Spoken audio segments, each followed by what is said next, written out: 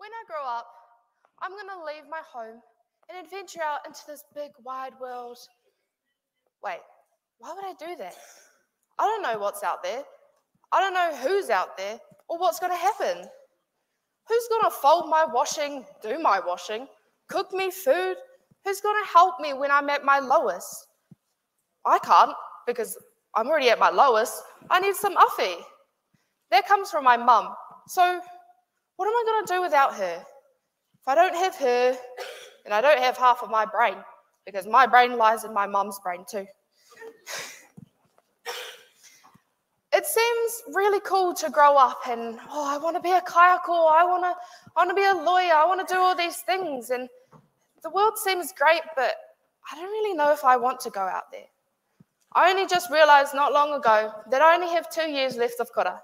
That means 2 years left of safety, security, and with my mum's help. Because if I want to go to university, I want to leave as soon as possible so I can get that over and done with and start my new life. But still, that new life seems pretty scary.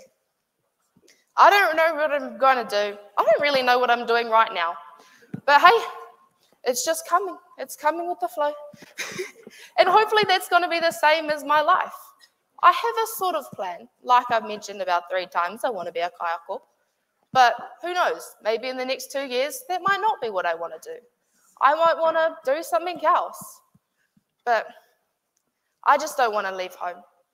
But I know my mum will want to kick me out. She's probably had enough of me. Yeah, I'm a little bit cheeky sometimes, so she'll be glad to get rid of me. But honestly, I think I'll be all right. The world will treat me, my tupuna will be here with me, in my heart and in my soul. But yeah, that's pretty much all for me. When I leave home, I'll know that behind me, I'll have all my whānau, all my friends, and all my kaiako that helped me here to get here today. Ngā mihi nui, thank you for listening to this.